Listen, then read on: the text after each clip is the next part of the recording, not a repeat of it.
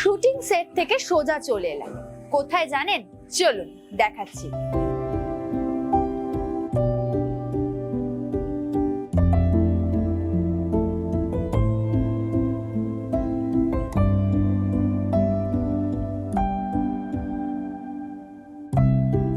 এটা তো সাধারণ কোনো হসপিটাল নয়, পুনর্জনা আয়ুর্বেদা।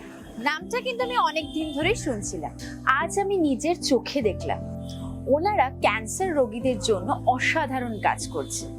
তাই আমিও ভাবলাম শুটিং এর ফাঁকে কিছুটা সময় আজকে আমি সাহসী যোদ্ধাদের সাথে কাটাই। আজকে সারাটা দিন আমি ওদের সাথে থাকবো, ওদের সুখ দুঃখ সব ভাগ করে নেবার চেষ্টা করব।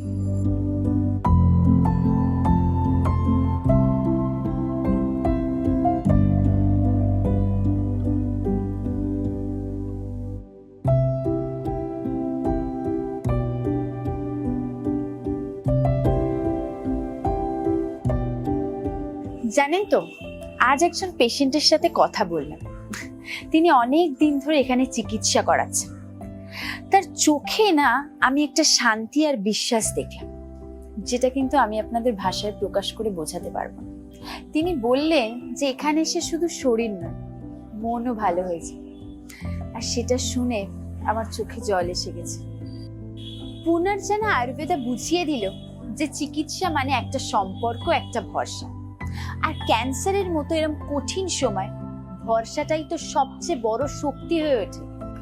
জানেন কেন মানুষ পুনর্জন আয়ুর্বেদাকে বেছে নিচ্ছে? তার 4টে কারণ বলি। 1 নম্বর, ইন্টিগ্রেটেড ট্রিটমেন্ট। কেমো চলছে, বন্ধ করার দরকার নেই, তার সাথেই কিন্তু আপনি এই চিকিৎসা নিতে পারেন। ডাক্তার বলেছেন যে এটা শরীরে কবজের মতো কাজ করে, সাইড এফেক্ট থেকে রক্ষা করে। 2 নম্বর, এটা একদম পেনলেস, কাটা ছেঁড়া নেই, সার্জারি নেই, এমনকি হসপিটালে ভর্তি হতেও হবে না, বাড়িতে বসে আপনি ওষুধ খেতে পারেন।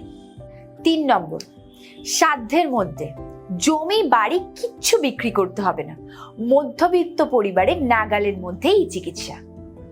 আর 4, সবচেয়ে ভালো খবর, এটা এখন খাস কলকাতাতেই আছে।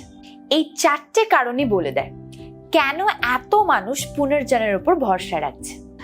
কলকাতার এই হসপিটালে ক্যান্সার রোগীদের জন্য আয়ুর্বেদিক চিকিৎসা এবং আধুনিক পরিচর্যা একসঙ্গে দেওয়া হয়, যেটা সম্পূর্ণ আলাদা একটা ব্যাপার।